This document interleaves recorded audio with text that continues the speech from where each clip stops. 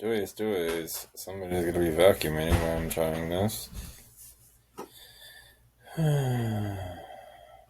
So,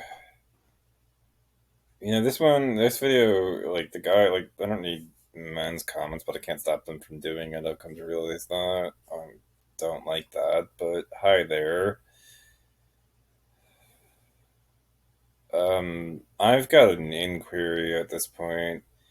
The truth of the matter is that I've kind of seen it happen, or the conversation is a bit hypothetical, but is easy to imagine where this dialogue between men and women would go, and I'm going to go over it and why the answer is not really satisfying for me if it's phrased this way personally, because this is like I need an individualized and empathetic response to it. But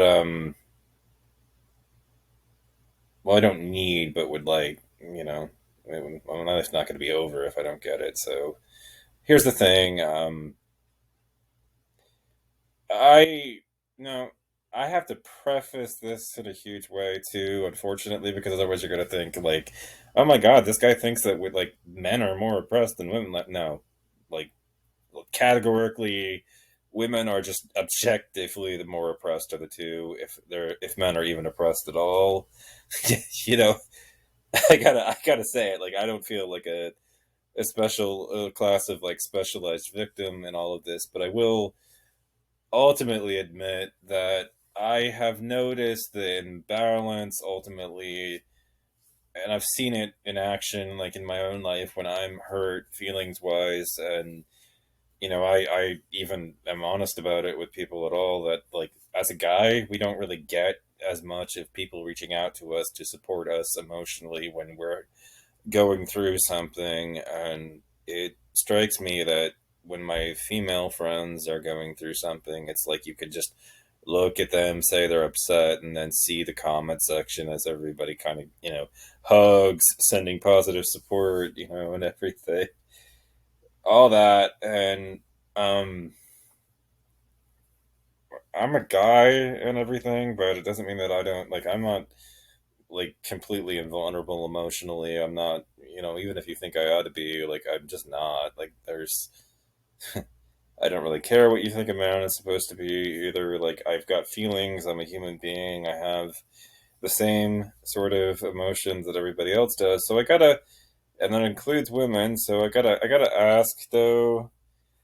Um, I know a lot of feminists have basically come out and said that men should build their own emotional support networks, but like, I'm on with my therapist, like with them and their office, and it reminds me I need to get back with those guys. Like, y'all, I can't believe I talk this way. I'm from the north, but like, women tend to get a lot more emotional support, and it's like they're a lot better at building networks of emotional support that will be there for them in times of crisis. And for one thing that I know is coming up the pike for me at some point, my mom's gonna die.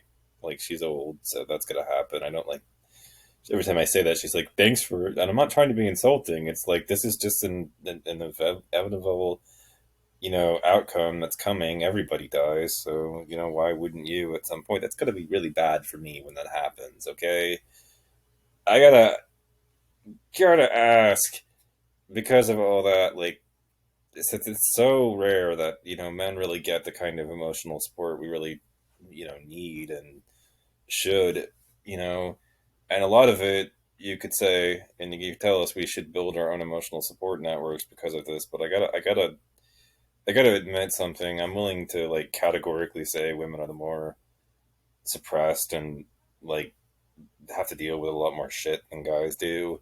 And it's like we go over women with a microscope, and men kind of get away with almost murder. Nobody's really paying attention to all the terrible shit that we might do.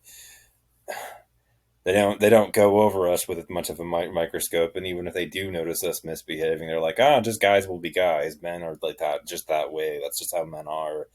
There's a lot of the hand waving and dismissiveness towards it. Like, I have these women. I have two of these girls, that I know, like Christina and Megan, and John, my ex best friend, got them both, pushed them back under, for drug addiction, and it's like Megan hates Chris because basically John cheated on her with her, and it's always like the blame the other woman phenomenon too over there on that side of things, where it's like the guy gets off the hook, for the blame there because that's just men being men, and so Chris had to be, a temptress, and they're not. He's not with either of them anymore because of all the shit and the drugs and shit that he pushed on the two of them, and so there's that tension even still, even like 10 years after the fact between these two. It's crazy how Megan still like hates her, but that's going on too, and I see it, and I see that phenomenon as well, where it's like, when a guy cheats, it's like, there's always that other woman that gets all the blame, and it doesn't make any sense because it's like the guy is the one who cheated. This is confusing. Like, he could have not done that. He didn't have to, you know to do that kind of thing, and now you're just gonna pile all of it when you've both been basically victimized by the same guy and not get past the grudge, and like maybe, sort of, lick each other's wounds on that. You're gonna hold on to it. Like, what what's up with that? Like, why do women always blame the other woman when a guy is the one who cheated anyways? So, the other thing that I find myself asking about all this though is just now the dialogue between us, like having made my preface about women having it worse. Now the flip side about women having it worse is that there's also this privilege that women have, though, that kind of, but doesn't fully make up for it, that I wish that we had, which is that, when a guy goes through something really upsetting and emotionally devastating, it's like it's kind of like a fuck it, you're on your own, or there's something wrong with you if you need anything from anybody else sort of mentality going on. And I have a therapist as well, but what I need really is informal contacts that will also be there for me, not the ones I just have to pay for. Everybody is better off having friends than going to therapy if their friends can provide essentially much the same. But I mean, if your problems are not so bad that they need to be in therapy, basically, is what I'm trying to say. If they're like really bad, then like average people don't really have the means and professional training to deal with something that's really awful. But right now, I think that one of my biggest kind of problems is that I just don't, I know that my kind of emotional support network is a little bit thin, so to speak, and I'm I'm asking this, more to the feminists than I am just women in general. But if you're a woman, you're welcome to comment too. So I know this, and I know that I've been seeing that women are a lot better at building those networks up. But this question is kind of like, I see this conversation happen sometimes, and I see men admit the malcontent about this, and then the feminists will come and be like, well, men should build their own emotional support networks. But it's like, what's most satisfying emotionally, really, at the end of the day? For me, it's when, women decide to basically try to comfort me. And it strikes me that I'm not really so much as interested in getting the same kind of support from my own sex.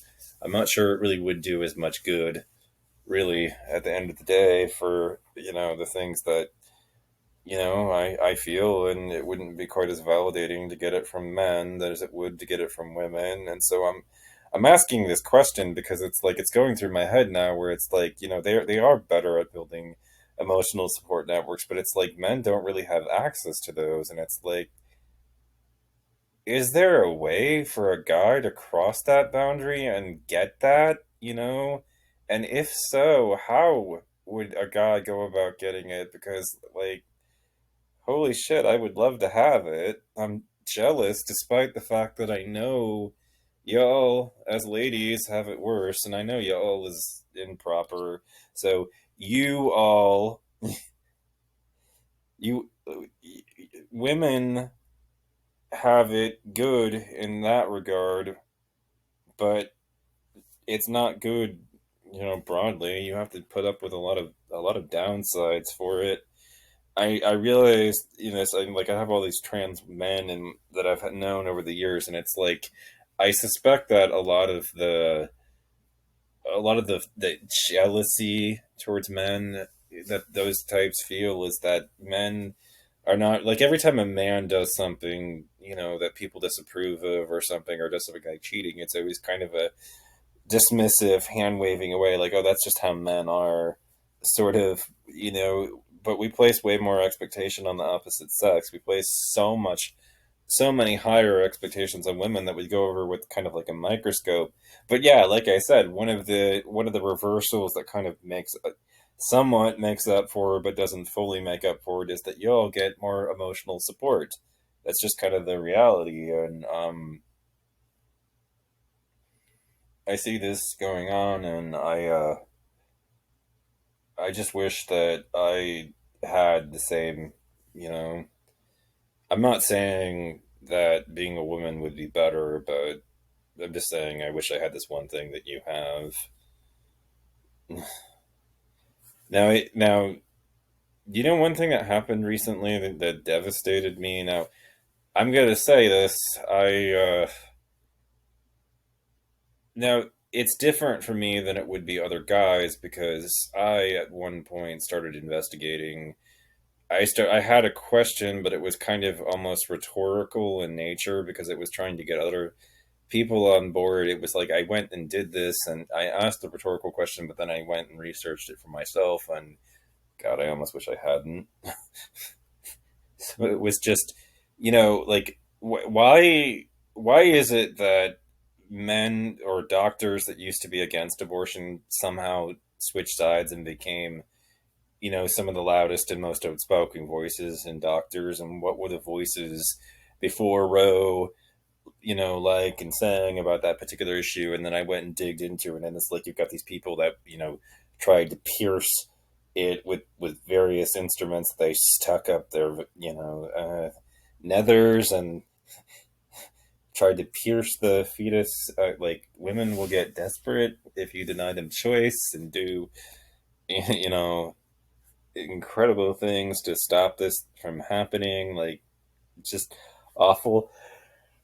What they do, oh God, I'm kind of tired. When they do, you'll end up, with, internal bleeding, septic shock, all kinds of other issues that happen to the women that go through this. And it's like, that's where the coat hanger, that's why you see the coat hangers, with them, like, never again, from that whole movement. And then when you realize that, and you wake up and you see all that, and all this is confronted with you, and then Roe versus Wade gets overturned, it doesn't fucking matter anymore that women are going to pay the fucking bigger fucking consequences for all this, because it hurts anyways. And the fact that women are going to get it so much worse than men is like a cold comfort. It doesn't do us any fucking good on the level of it hurting. It's like, yeah, women are gonna fucking get devastated and go, and some of them are gonna die as a result of this fucking arrogant conceit by the courts, because you can't deny a woman choice at the end of the day. That if you make it a crime and everything, some of them are just gonna get sketchy and do it. They become criminals. I mean, I don't know why people like think that this is possible to prevent this kind of thing from happening, and it just it stuns me and horrifies me. And I mean, you all, like, I'm not trying to appropriate your suffering and everything. I'm not trying to, be like, I am the victim when something terrible happens to women. I'm not like conceited in that kind of way. It's like, no, women are, obviously, but that doesn't mean that when something bad happens to women, it isn't upsetting for any man. And it's more upsetting than usual when you're one of those guys that has actually asked the questions and gone out and self-educated about it. And this is why intelligence is not necessarily your friend when it comes to your emotions. It just makes you more miserable as a result. So it's like the knowledge on this, it's like, oh, thank you, thank God that I'm smart. Sarcasm. I mean, I am almost kicking myself for knowing the answer to this question. Like, oh God, it hurts. I know I'm laughing about the irony of all of it, but underneath the surface of all of it, it's painful. And the day that the Roe versus Wade overturning, like where it was overturned, I sobbed. I mean, I spent quite a bit of the day just literally in tears about the whole thing because of that higher level of education. And I have to say that I don't know. I don't know if it's even possible that a guy could break in and get women to be there for him emotionally and those kind of support networks, but it sure would be nice if we could. And so I'm asking you, feminists, like presuming a guy doesn't really want to build his own emotional support networks with men, how would he go about getting women to be there for him? You know what I mean? And be welcomed into those support groups.